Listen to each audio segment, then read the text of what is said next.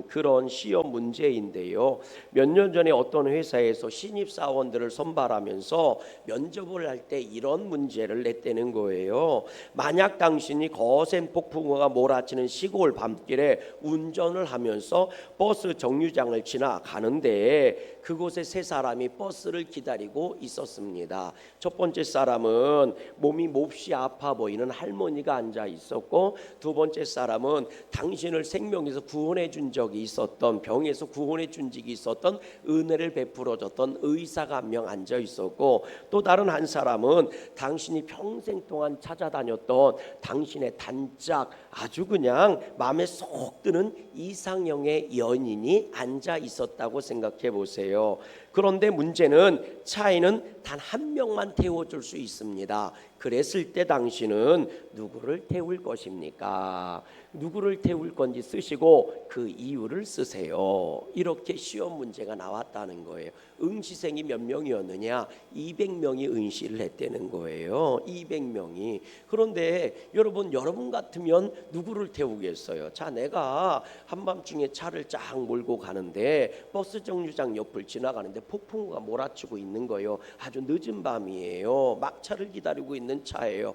근데 쓱 하고 봤더니 거기에 세 명이 앉아 있는 거죠. 하나는 아파 보이는 할머니, 하나는 내 병을 고쳐줬던 고마운 의사, 그리고 내가 평생 동안 찾아다녔던 아주 이상형의 연인이 앉아 있는 거예요. 그랬을 때 만약 여러분들은 차에 한 명밖에 못 태워준다면 누구를 태워주겠느냐는 거지요. 그랬더니 누가 그러지? 나는 이미 결혼했는데요. 그거 말고 시험 문제가 이렇게 나왔다고. 그랬을 때 누구를 태울 거냐? 그래서 한 명만 태우면 뭐 각가지 답이 나오겠죠. 아픈 사람 할머니를 태울 거예요. 먼저 치료부터 받아야 되지 않겠어요? 그리고 나서 할머니라고 쓰지만 왠지 은혜를 베푼 사람한테 배신하는 것 같은 마음이 들기도 하고, 혹은 의사요 이렇게 써놓으면 아이고 왠지 연인을, 이상형의 연인을 놓칠 것 같기도 하고, 혹은 말이죠, 내 이상형의 연인이다 이렇게 쓰면 말이죠, 왠지 속물일 것 같기도 하고. 그러니 누구를 써야 옳아요? 가장 명답이 뭐였냐면 1등입니다. 1등 명답이 뭐였냐면 이렇게 그 사람은 썼대요. 최종 채용이 합격된 사람인데 이렇게 썼대요. 의사 선생님에게 차 열쇠를 드려서 할머니를 병원으로 모시고 갈 수 있도록 하고 나는 이상형과 함께 버스를 기다릴 겁니다. 이렇게 썼대요. 명답이죠. 의사 선생님한테 차키를 주고 아픈 사람 할머니 태워서 가서 병원 가서 치료받게 하고 나는 이상형의 연인 옆에서 같이 기다리면서 그 여자 꼬시겠다는 얘기겠죠. 뭐 명답 중에 명답입니다. 사실 우리가 인생을 살면서 이런 진퇴양난과 같은 문제에 걸릴 때가 정말 많이 있습니다. 이것을 따르자니 저것이 문제되는 것 같고, 저것을 선택하자니 이것이 문제가 될 것 같기도 하고, 쉽게 말해서 중국집에 가서요 짜장면을 택하자니 짬뽕이 먹고 싶고, 짬뽕을 택하자니 짜장면이 그립고, 이거하고 똑같은 거잖아요. 물론 짜장면 짬뽕이야 까짓거 뭐 오늘 짜장면 먹고 내일 짬뽕 먹으면 되겠죠. 그런데 이것이 인생의 문제에 걸려 들어온다면 상황은 심각해지는 거예요. 우리 학생부 청소년들도 있지만 청소년들에게 최고로 하고 싶은 게 뭐예요? 놀고 싶은 거잖아요. 그런데 놀자니 망판 놀자니 뭐가 걸려요? 공부가 걸리고, 공부만 열심히 할 생각하니까 놀고 싶고, 여기서 갈등의 진퇴양난과 같은 갈등이 일어나는 거예요. 그리고 무엇을 선택하느냐에 따라서 아이들의 인생이 변하는 것 아니겠습니까? 요즘 청년들 고민 많죠. 직장 문제 때문에, 일터 문제 때문에 고민이 많죠. 그래서 뭐 5포 3포 시대니 뭐 연애도 포기하고 이런 거 나오잖아요. 연애를 하기 싫은 게 아니에요. 연애를 하고 싶어요. 근데 연애를 열심히 하자니 직장 일터 문제가 걸리는 거고, 그렇다고 직장만 열심히 다니자니 연애를 못하게 생겼고, 여기서 젊은이들이 갈등하는 것 아니겠습니까?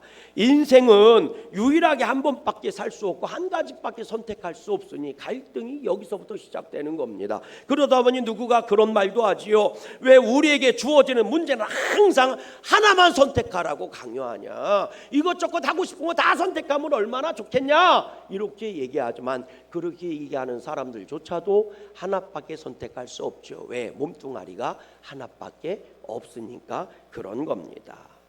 그러니 인생이 얼마나 답답하고 불안하겠어요. 오늘 내가 제대로 선택한 것일까? 오늘 내가 선택한 것이 나중에 후회스러운 일로 열매 맺는 것은 아닐까? 결혼을 앞에 두고 있는 신랑과 신부도 똑같은 고민을 한다고 하대요. 내가 저놈을 선택한 것이 일생일대의 축복일까 저주일까 뭐 이러면서 말이죠.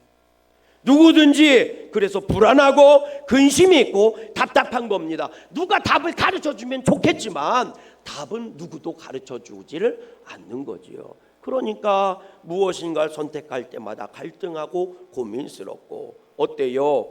여러분들은 오늘 제대로 된 선택을 하고 계십니까? 그리고 그 선택이 여러분들의 인생을 행복하게 해줄 수 있다는 확신을 가지고 있습니까? 오늘 본문을 보세요. 바디메오라고 하는 사람이 등장을 합니다. 그런데 이 사람에게는 아주 심각한 문제가 있었다는 거죠. 그것이 뭡니까? 우리 본문 46절 말씀을 같이 한번 읽어볼게요. 본문 46절 말씀 다 같이 시작. 그들이 여리고에 이르렀더니 예수께서 제자들과 허다한 무리와 함께 여리고에 가실 때에 디메오의 아들인 맹인 거지 바디메오가 길가에 앉았다가 이렇게 얘기해요. 여러분 바디메오를 소개하는데 뭐라고 소개합니까? 첫 번째로는 이렇게 소개해요. 바디메오는 디메오의 아들이다 이렇게 소개합니다. 그런데요 참 재밌게도요 이 바디메오라고 하는 사람의 이름에 이 바 있죠. 첫 글자 바라라고 하는 말이 아람어로 아들이라는 뜻입니다. 그러니까 바디메오라는 말 자체가 무슨 말이냐? 디메오의 아들이다 이런 말이에요. 그러니까 성경은 이렇게 얘기하는 겁니다. 디메오의 아들인 그의 디메오의 아들 디메오의 아들은 그 바디메오 이렇게 얘기해주고 있는 거예요. 바라고 하는 말이 아들이란 뜻이니까 쉽게 말하면 저 사람 누구냐? 저기 구걸하는 저 사람 누구냐? 이렇게 물어보면 아 그 사람 디메오의 아들이야. 디메오야 이렇게 얘기해 주는 거예요. 그러니까 이게 무슨 얘기냐면 변찮은 이름조차도 없었다는 얘기입니다. 제대로 된 이름이 없었다는 거죠. 우리식으로 말하면 저 사람 누구야? 그럼 왜 있잖아 저 사람 저기 왜 저 길 건너편에 마을에 김씨 있지 김씨 아들이야 김씨 아들 이렇게 얘기해 주는 거예요. 존재성이 별로 없는 거죠. 저 사람 누구야? 그럼 왜 있잖아 저거 내가 건너에 박씨 있잖아 박씨 그 박씨 세 번째 아들 이렇게 얘기해 주는 거예요. 그러니까 이건 한마디로 얘기하면 별 볼 일 없는 사람이다 이런 뜻이거든요. 그런데 바디메오가 왜 이렇게 별 볼 일 없는 무시를 당하는 사람이냐? 성경은 말해요. 그는 앞을 보지 못하는 맹인이었더라. 맹인이 장애를 가지고 있는 사람이니 요즘도 장애인 차별 때문에 문제가 되는 세상인데 2000년 전에는 어떻겠어요? 얼마나 많은 멸시와 천대를 받았겠어요. 그러니 직장도 제대로 구할 수가 없었던 거예요. 하는 일이 뭐예요? 거지입니다. 거지 구걸하는 일이 직업인 거예요. 그는 별 볼 일 없는 사람이다. 어떤 사람인 줄 알아? 이름도 제대로 없어요. 디메오의 아들인데 디메오인데 그는 앞을 보지 못해 맹인이야. 그래서 매일같이 구걸이나 하고 먹고 사는 사람이야. 저거 별 볼 일 없는 사람이야. 쓸모없는 사람이야. 이게 이런 말이거든요. 그러니 그 인생이 얼마나 괴로웠겠어요. 얼마나 힘들었겠습니까? 그런데 그런 바디메오에게 한 가지 소문이 들린 거예요. 누구에 대한 얘기입니까? 예수님에 대한 얘기예요. 그리고 그 소문을 들은 맹인 바디메오가 소리를 높여 외친 거지요. 뭐라고 외쳤다고 얘기해요? 우리 본문 47절 말씀을 같이 한번 읽어볼게요. 뭐라고 돼 있나? 본문 47절 시작. 나사렛 예수시란 말을 듣고 소리질러 이르되 다윗의 자손 예수여 나를 모아서서 목이신 건 난데 왜 여러분들이 목이신 것처럼 그리 다시 읽어봐요. 시작. 좀 더 크게 읽어봐요. 시작. 다윗의 자손 예수여 나를 불쌍히 여기소서 하거늘. 아멘. 여러분 이 바디메오가 예수님에 대한 소문을 듣고 예수님이 치장한다는 얘기를 듣고 지금 소리를 높이는 거거든요. 뭐라고 얘기했느냐? 다윗의 자손 예수여 나를 불쌍히 여기소서. 다윗의 자손 예수여. 근데 여러분 눈치챘는지 모르겠지만요, 여러분 성경을 잘 읽어보세요. 바디메오가 사람들한테 물어본 거예요. 왜 이렇게 소란스러워요? 왜 이렇게 시끄러워요? 라고 얘기했더니 사람들이 바디메오한테 얘기할 땐 이렇게 얘기해 준 거예요. 우리 다시 24절 47절 말씀 한번 펴보세요. 뭐라고 되어 있나? 47절 다시 한번 띄워보세요. 시작. 나사렛 누구예요? 예수시란 말을 듣고. 이게 기가 막힌 거예요. 지금 사람들은요 바디메오에게 예수님을 뭐라고 소개했느냐? 나사렛 예수가 우리 마을에 왔고 나사렛 예수가 지금 이 앞을 지나가고 있다, 이렇게 얘기해 줘요. 바디메오의 귀에는 사람들이 소개해 줬는데 나사렛 예수라는 얘기예요. 나사렛 예수가 뭐냐? 나사렛에서 나온 예수예요. 나사렛 출신 예수라는 거예요. 나사렛 마을에서 예수가 살고 있었고 예수님이 나사렛에서부터 사역을 시작했으니 그의 본질이 나사렛이다. 나사렛 이렇게 얘기하는 거예요. 틀린 얘기는 아니에요. 근데 나사렛 예수라는 얘기는 예수님의 껍데기를 얘기하고 있는 거거든요. 예수님의 출신 성분을 얘기하고 있는 거거든요. 그것이 사람들이 바라보는 예수님을 평가하는 내용이거든요. 저가 누구냐? 나사렛 출신 예수야. 저가 누구냐? 나사렛이란 동네 있잖아. 왜 조그마한 동네? 그 동네에서 나온 그 예수야. 저가 누구냐? 아니 나사렛 예수라니까. 나사렛 출신 예수라니까. 근데 바디메오는 예수님을 나사렛 예수여 이렇게 부르지 않아요. 그가 소개받고 그가 아는 지식은 나사렛 예수라고 하는 정보를 얻은 것인데 그는 이렇게 얘기합니다. 다윗의 자손 예수여. 이게 기가 막힌 거예요, 여러분. 다윗의 자손 예수라는 말은 뭐예요? 예수님의 본질을 말하는 거거든요. 예수님의 사명을 말하는 거거든요. 다윗의 자손이니까 당신은 왕입니다. 당신은 우리의 왕이고 우리의 주인입니다. 당신은 하나님 나라를 만들 수 있는 왕입니다. 당신으로 말미암아 모든 세계가 돌아가는 겁니다. 당신은 나의 구세주이시며 나의 그리스도이시며 나의 메시아입니다. 이게 이 말이에요. 그러니까 이 바디메오는 뭐라고 외쳐요? 내 귀에는 나사렛 예수라고 들렸지만 그의 심령 가운데 그 입술을 통해 터져나오는 건 이런 거예요. 당신은 만왕의 왕이십니다. 당신은 세상을 구원하실 분입니다. 당신은 나의 구원자가 되십니다. 그러니 나의 왕이신 당신께서 내 문제를 해결해 주옵소서. 오늘 여러분들에게 예수님은 어떤 예수님입니까? 사람들은 나사렛 예수 이렇게 얘기했어요. 마치 우리 동네에서 사람을 부를 때 아이 저 사람 누구야? 아 춘천댁이야, 천안댁이야, 뭐 양구댁이야. 뭔 얘기인지 아시죠? 거기서 시집 왔다는 얘기예요. 아이 저 누구야? 새색시 저거 누구야? 아 춘천댁이야, 춘천에서 시집 왔어. 아이 속초에서 시집 와서 속초댁이야. 아 우리들도 그렇게 불렀을 거예요. 양구에서 시집 가면 저 춘천에서 뭐라고 불러요? 양구댁이야 이렇게 불렀을 거예요. 그럼 남자를 부를 때 뭐라고 얘기해요? 이렇게 불러요. 아유 저 사람 누구야? 그러면 이제 뭐라고 얘기해요? 아 양구 사람이야. 아이 춘천 사람이야. 이렇게 얘기를 합니다. 춘천에서 온 사람이란 얘기죠. 근데 바디메오는 그렇게 부르지 않아요. 저분이 누구야? 이렇게 물어보면 그분은 다윗의 자손 예수님입니다. 그분은 만왕의 왕이십니다. 그분은 메시아이시고 구원자이십니다. 그리고 오늘 나의 주인이 되십니다. 그게 다윗의 자손 예수라는 뜻이에요. 오늘 나에게 예수님은 어떤 분이십니까? 오늘 여러분들에게 예수님은 어떤 분이세요? 정말 내 인생의 주인이 되시는 분이 맞으십니까? 정말 나의 왕이 되시며 나의 그리스도 나의 구원자가 되시는 게 맞습니까? 바라긴 이 앞에 아멘 할 수 있는 여러분 되시기를 주님의 이름으로 소망합니다. 오늘 48절 본문 48절 말씀을 보세요. 사람들이 소리 높이고 있는 바디메오에게 야단을 치는 장면이 나와요. 본문 48절 말씀 같이 읽어볼래요? 시작. 많은 사람이 꾸짖어 잠잠하라 하되 그가 더욱 크게 소리질러 이르되 다윗의 자손이여 나를 불쌍히 여기소서 하는지라. 여러분 지금 사람들이 이구동성으로 바디메오에게 야단을 쳐요. 잔소리를 해요. 조용히 하라는 거죠. 시끄럽다는 거죠. 너처럼 볼볼일 없는 놈이 여기서 시끄럽게 하면 안 된다는 거예요. 너처럼 아무것도 없는 것이 여기 소리 지르면 안 된다는 거예요. 네가 말이야 이름도 제대로 없는 바디메오가 말이야 그것도 앞볼 못지도 못하고 그지 평생 거구 아래 나는 네가 여기서 뭐라고 소리를 지르냐. 조용히 해. 조용히 해. 근데 바디메오 입장에서 한번 보세요. 바디메오는 소리를 지를 수밖에 없어. 왠지 아십니까? 예수님이 보여야 말이지. 눈이 보이지 않으니까 예수님이 동쪽에서 올지 서쪽에서 올지 알 수가 있어야 말이지. 예수님이 언제 내 앞을 지나가는지 보여야 말이지.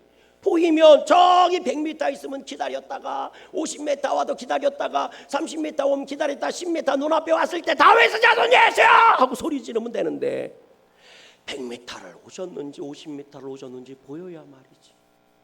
예수님이 이쪽에서 오는지 저쪽에서 오는지 보여야 말이지. 뒤쪽에서 오는지 보여야 말이죠. 그러니까 소리를 지를 수밖에 없는 거예요. 다윗의 자손 예수여 나를 불쌍히 여기소서. 예수님이 어디 계신지도 모르겠고 어디 방향에서 오시는지도 모르겠고 어디쯤 오셨는지도 모르니까 왜 눈이 안 보이니까 그러니까 소리만 지르는 거예요. 다윗의 자손 예수여 나를 불쌍히 여겨주세요. 얼마나 시끄럽게 소리 질렀으면 할렐루야 사람들이 시끄럽다고 니가 그게 뭔데 여기서 소리를 지르고 있느냐고 입 닫으라고 소란스럽다고 시끄럽다고 네가 지금 군번이 여기서 지금 소리 지를 군번이야 뭐 이러면서 말이죠. 그런데도 불구하고 바디메오는 성경은 말합니다. 더욱 소리 질렀더라. 더욱 소리 질렀더라. 사람들이 더 소란을 쓸수록 더 크게 소리 지르고 소란 지를수록 더 크게 소리 지르고 할렐루야. 무슨 얘기예요? 예수님은 예수님을 선택했고 예수님은 예수님만 부르고 있는 거예요. 여러분 이게 믿음입니다. 이걸 보고 믿음이라고 얘기하는 거예요. 여러분 오늘 우리들의 믿음은 이런 믿음이 있을까요? 바디메오는 예수님이라는 소리를 듣는 순간 거지의 삶을 포기하고 눈에 보이지 않는 절망의 상황을 포기하고 오직 주님을 소리질러 찾는 소리꾼이 된 거예요. 그리고 주님만을 찾는 소망꾼이 된 것입니다. 그게 믿음입니다. 믿음은 그래야 돼요. 주님으로 마음을 정했으면 그 어떤 상황이 와도 그 마음이 변치 말아야 합니다. 그걸 보고 우리는 믿음이라고 얘기하는 겁니다. 믿음이라는 것이 아침 다르고 저녁 다르고 믿음이라는 것이 밤이 다르고 낮이 다른다면 그걸 어떻게 믿음이라고 얘기할 수 있습니까? 그런 것은 상황 따라 변하고 환경 따라 변하는 건 믿음이라고 얘기하지 않아요. 그건 변심이라고 얘기하는 거지요. 변하는 마음이라는 겁니다. 믿음은 변하지 않는 마음을 말하는 거예요. 상황 따라 환경 따라 변하고 또 변하는 그런 변하는 마음이 믿음이 아니라 무슨 일이 있어도 바뀌지 않는 마음이 믿음인 것입니다. 무슨 일이 있어도 변치 않는 것이 믿음인 겁니다. 우리가 흔히 그런 말 쓰잖아요. 믿음직스러워. 그 사람 믿음직스러워. 믿을만해. 이런 얘기는 뭡니까? 그 사람은 어제나 오늘이나 내일이나 동일하다는 거예요. 눈보라가 치고 비바람이 불어도 언제나 동일하다는 것입니다. 그런 사람을 우리는 믿음직스럽다고 얘기하는 겁니다. 하물며 하나님을 믿는다는 믿음이 예수님을 부르는 그 믿음이 이리 변하고 저리 변하고 이리 상황 바뀌고 저리 상황 바뀐다면 그걸 어떻게 믿음이라고 얘기하겠습니까? 오히려 상황이 안 줄수록 더 크게 붙잡고 늘어지고 소리 지르는 게 그게 믿음 아니겠습니까? 다윗의 자손 예수여 조용히 해. 다윗의 자손 예수여 조용히 해. 다윗의 자손 예수여 조용히 해. 다윗의 자손이여 할렐루야. 이게 믿음인 것입니다. 오늘 우리는 상황이 힘들다고 믿음이 변하는 거예요. 세상이 흔들린다고 믿음이 변하는 거예요. 그러니 하나님이 예비하신 축복도 이리 바뀌고 저리 바뀌고 있는 것 아니겠습니까? 지금부터 한 180년 전 얘기입니다. 그러니까 영국의 한 19세기 정도 될 때 얘기인데요. 에딘버러 의과대학에 제임스 심슨경이라는 분이 있었습니다. 이 사람은 외과 의사인데 이분이 유명한 거는요, 이 최초의 외과 수술을 하는데 마취제를 사용한 분이 이분이래요. 이 클로로포름이라고 하는 물질을 발견해서 이것이 이제 이 마취 통증을 없애주는 마취제 역할을 하는 거죠. 이분이 최초로 인류 역사상 최초로 수술을 할 때 마취를 시켜서 수술을 했대요. 그럼 생각해 보세요. 이분 이전에는 어떻게 수술한 거예요? 맨정신에 살을 짠 거예요. 다 막 외과 수술을 하니까 막 배도 가르고 막 머리 따내고 막 이런 거예요. 그러니 얼마나 공포스럽고 얼마나 아프겠어요. 요즘은 우리가 전신 마취를 하고 수술하는데도 막 걱정되고 막 그래서 목사님 전화해 주세요 막 이런 기도해 주세요 막 이러잖아요. 해봤어야 알지. 생전 목사를 찾아봤어야 알지. 수술 앞에 두고 무슨 말이죠? 죄진 놈 마냥 혼자 가서 슬쩍 수술하고 오지 마세요. 기도해달라고 전화하고 기도 받고 해. 목사나 의사나 사자는 똑같은 사자인데 왜 나한테는 얘기도 안 하고 수술 받아? 알아들여 말이지. 그런데요, 막 그냥 막 재고 하니까 얼마나 공포스러워, 얼마나 고통스러워요. 그러니까 내가 죽어도 차라리 고통이 얼마나 컸으면, 무서웠으면 수술을 포기하는 사람들도 많았다는 거예요. 근데 이분이 최초로 마취제를 사용해서 이 클로로포름이라는 걸 발견하고 이 물질을 발견해서 최초로 마취를 해가지고 수술한 거예요. 그러니까 의학계의 혁명이죠. 센세이션을 일으킨 겁니다.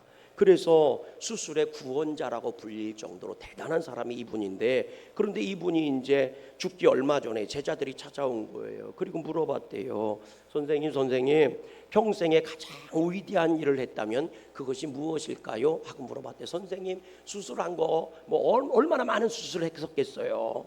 그리고 대답이 그런 거 아니겠습니까? 내가 마취 수술을 한 게 가장 위대한 업적이다, 이런 얘기를 하지 않겠어요? 그런 말을 기대하면서 선생님이 가장 위대한 수술했던 것은 어떤 겁니까? 이런 의도로 물어본 거예요. 그랬는데 이분이 이런 대답을 했대요. 내 평생에 있어서 가장 위대한 지식은 예수 그리스도를 알았다는 것이고, 내 일생에 있어서 최고의 일은 예수님을 믿고 구원받은 것입니다. 그리고 예수님께서 나를 위해 죽으시고 나를 구원해 주셨다는 사실을 발견한 것은 내 인생 최고의 발견입니다. 이렇게 대답, 정말 멋지지 않아요? 야, 정말 부러운 고백이에요. 나도 요즘 이렇게 고백하고 좀 갔으면 좋겠어. 목사님 그래서 이러면 정신없이 했는데, 목사님 가장 위대한 일은 뭐예요? 그러면 나는 예수님을 아는 게 가장 위대하고, 나는 예수님을 아는 게 가장 놀라운 짓이고, 난 천국 가는 게 가장 행복해, 이러고 왔으면 아멘 한 사람만 천국에서 보자. 그냥 멋있는 말이잖아요. 내가 지금까지 한 선택 중에서 가장 잘한 선택은 예수님을 믿게 된 것이고, 내가 지금까지 한 일 중에서 가장 잘한 일은 교회를 다니고 있다는 것입니다. 나의 평생에 가장 복된 일은 내가 예수님을 만난 것이라. 나의 평생에 가장 잘한 일은 내가 예수님을 주로 섬긴 것이라. 아멘. 여러분, 이런 고백이 우리한테 있었으면 좋겠어요. 돈 버는 것도 귀한 거고 건강하게 사는 것도 귀한 거지만 내 인생에 가장 잘한 일이 예수님을 믿은 겁니다. 이런 고백이 있었으면 좋겠어요. 여러분, 오늘 본문을 보세요. 주님께서 당신을 애타게 부르고 있는 맹인 바디메오에게 뭐라고 말씀합니까? 본문 49절 말씀을 같이 한번 읽어봐요. 49절 읽습니다. 시작. 예수께서 머물러 서서 그를 부르라 하시니 그들이 그 맹인을 부르며 이르되 안심하고 일어나라, 그가 너를 뭐 하신다? 부르신다. 여러분, 주님은 그런 분입니다. 절대로 당신을 부르는 자를 외면하시는 분이 아니에요. 주님은 당신을 부르는 자를 만나러 오시고, 주님은 당신을 찾는 자를 만나주시는 분인 줄로 믿어요. 당신에게 엎드려 주님 원합니다 할 때 그 원하는 것을 이루어 주신 분이 주님이신 줄로 믿습니다. 그리고 주님이 뭐라고 말씀하셨? 그래서 말씀하시는 거예요. 내 이름으로 너희가 구원을 받을 것이고, 내 이름으로 너희가 기도하면 응답을 받을 것이고, 내 이름으로 너희 중에 작은 자에게 대접한 것이 곧 나에게 대접한 것이다. 주님은 그렇게 예수의 이름을 우리에게 주셨어요. 왜? 부르라고. 너희가 내 이름을 부르면 다윗의 자손 예수여 예수여 부를 때 주님은 말씀하십니다. 저를 데려와라. 내게 와라. 내가 저를 만나야 하겠다. 가던 길을 멈추고, 소경 바디메오는 예수님이 어디 있는지 몰라서 소리만 지르고 있을 때에 주님이 가던 길을 멈추고 바디메오를 바라보신 거예요. 나는 주님이 어디 있는지 몰라도 주님은 내가 어디 계신지 알아요. 내가 부르기만 하면 주님은 그쪽을 향해 얼굴빛을 드시는 거고 은혜의 빛을 쪼여주시는 거고, 그리고 나에게 걸어오시는 겁니다. 그리고 만나주시는 거예요. 주께서 너를 부르신다 그랬더니 바디메오가 그냥 일어나 뛰어가는 거예요. 자기의 겉옷까지 벗어붙이고 예수님을 향해 나아가는 겁니다. 그리고 납작 엎드려 주님께 고백하는 거죠. 주님, 나를 고쳐주세요. 고쳐주세요. 주님이 물으십니다. 내가 너에게 무엇 해줬으면 좋겠느냐? 너 나에게 원하는 게 뭐냐? 네가 원하는 게 뭐길래 그렇게 내 이름을 부르고 있니? 바디메오가 말하죠. 내가 보기를 원합니다. 내가 이제는 봤으면 좋겠습니다. 그래, 네 믿음이 너를 구원하였느니라. 네 믿음이 너를 구원하였느니라. 바디메오 믿음이 어떤 믿음입니까? 주님을 부르는 믿음이고, 바디메오 믿음이 어떤 믿음이에요? 보이지 않고 들리지 않아도 주님을 향해 외치는 믿음 아닙니까? 여러분, 내가 동쪽이든 서쪽이든 남쪽이든 상관없어요. 내가 주님의 이름을 부르면 주님이 나를 보시는 겁니다. 그리고 나를 향해 얼굴빛을 드시는 거예요. 믿음은 거기서부터 시작되는 거예요. 오늘 여러분들에게 예수님을 부르는 믿음이 있었으면 좋겠습니다. 그 음성이 들렸으면 좋겠어요. 네 믿음이 너를 구원했다. 이 지난 주간에 제가 대부 안산 대부지방 연합성회를 갔거든요. 대부도 섬 안에 14개의 감리교회가 있고 그 연합해서 집회를 하는 거였는데, 저는요 이제 섬이니까 요즘 경제가 다 어렵잖아요. 그러니까 다른 섬들처럼 막 풀풀 기운이 죽어 있고 이럴 줄 알았는데, 제가 월요일부터 수요일까지 집회를 했거든요. 그러니까 제가 이제 화요일 수요일은 온팡지게 그 대부도 섬에만 있었단 말이에요. 근데 점심을 먹고 저녁을 먹는데 대부분 이제 어디를 대접해 주냐면 교인들이 운영하는 맛집에 데리고 가요. 그래서 거기서 이제 식사를 하는데, 아니 가면서 이렇게 대부도가 중앙에 길이 하나만 쭉 있거든요. 그 길 따라 쭉 가는데요, 야, 식당마다 말이죠, 무슨 뭐 칼국수 집이든 뭐 무슨 고깃집이든 차들이 주차할 데가 없어요. 차들이 다 식당 앞에 꽉꽉 차 있어요, 식사 시간에. 저 깜짝 놀랐어요. 그리고 되게 활기차요, 섬이. 조그마한 섬인데. 그래서 식사를 하면서 이제 물어봤어요. 아니, 저는 제가 예상했던 거하고 틀리네요. 섬이 굉장히 활기차고요. 식당, 이게 평일이잖아요. 그러니까 식당들마다 차들이 많아요. 다 맛집들인가 봐요. 하고 물어보니까 그러시는 거 있죠. 아유, 여기가요, 주말이 되면 그 차가 막혀가 차가 움직이질 못한대, 도로에서. 그렇게 사람들이 많이 온대요. 그러면서 이런 얘기를 하더라고요. 1980년도에 시와 간척 사업이 시작됐습니다. 그래서 그쪽이 길 바다 건너가 시와라는 데하고 뭐 안산, 그리고 무슨 말이죠, 그쪽이요, 다 광명 그쪽입니다. 그쪽이 왜 시와호 있잖아요, 말 많았던 거, 그 간척 사업을 한 거거든요. 방주제를 탁 맞고. 그러면서 대부도에도요 갯벌을 메워서 간척을 한 겁니다. 섬이 2배로 커졌어요. 근데 여러분 생각해 보세요. 섬이었을 때, 그러니까 방주제가 놓기 전에, 도로가 생기기 전에 섬이었을 때 대부분의 사람들이 뭐해 먹고 사냐면 어부하고 먹고 사는 거예요. 거기 염전이 4개나 있었답니다. 그리고 어부에서 물고기 잡아 먹고 살고, 갯벌에 가서 낙지 잡아오고 조개 잡아서 파는 게 주 활동이었던 거예요. 그런데 갯벌을 메우는 거잖아요. 갯벌을 메우고 바다를 메우니 이 사람들이 먹고 살 게 없는 거예요. 갯벌이 사라지는 거니까. 그러니까 데모를 엄청 했대요. 하기야 그렇죠. 물고기 잡는 사람한테 농사 지어 먹고 살려면 살겠습니까? 갯벌에서 먹고 살던 사람이 논에 가서 무심을 하면 살겠습니까? 그러니까 좀 돈 있는 사람 배 같은 거 팔아서 다 바깥으로 나갔고, 그런 거 없는 사람들이만 거기 남아 있는 거예요. 그러니까 이분들이 아무리 데모한다고 안 돼요. 되지요. 막 포크레인이 오고 덤프트럭이 오고 막 메꿔대기 시작하는 거예요. 막 그러니 이분들이 절망했는데, 그때 장로님이 이제 해주신 말씀이에요. 우리가 유일하게 붙잡을 수 있었던 것은 교회 가서 기도하는 것밖에 없었습니다. 그냥 기도하고 또 기도하고, 살려달라고 기도하고 또 기도했어요. 그렇게 40년이 지났네요. 이렇게 얘기하더라고요. 그러면서 그분이 이런 얘기를 해요. 근데 목사님, 그게 축복이었어요. 지금은요 다 잘 먹고 잘 살아요. 이 고백을 하더라고요. 하나님이 해주신 거예요.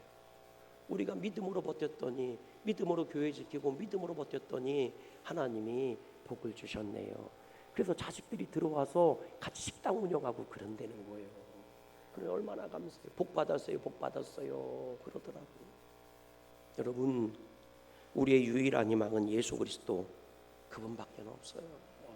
여러분, 어차피 선택할 거라면 예수님을 선택하세요. 그리고 상황이 좋든 안 좋든 예수 이름을 또 부르고 또 부르고 높여 부르세요. 아멘이십니까? 그분이 장로님이 그러더라고요. 목사님, 저희는요 예수님 없으면 이제 못 살아요. 그럼 뭐를 쑥 주는데 보니까 포도주요. 거기 대부도가 포도가 유명하대요. 포도주를 주는 거요. 가서 교인들하고 성찬하시라고.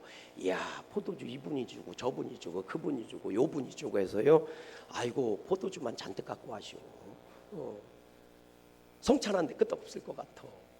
얼마나 감사하면 자기들이 농사진 걸 자랑스럽게 갖고 오겠어요. 그리고 당신의 쌀이 제일 맛있다고. 양부 쌀이 얼마나 맛있는데 쌀을 2푸대나 주지 않았겠어. 당신들 쌀이 맛있다고. 여러분, 그렇습니다. 이제 다음 주 추수감사절이거든요. 감사하는 사람에게 감사가 붙어오는 거예요.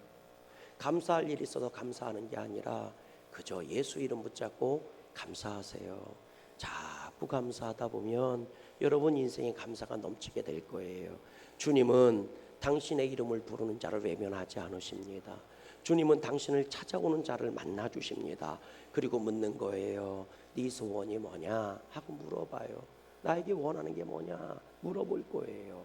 여러분, 그때 여러분 인생의 감사로 변하는 놀라운 기적에 함께 할 수 있기를 주님의 이름으로 간절히 소망합니다. 우리 찬송가 496장 하시면서 헌신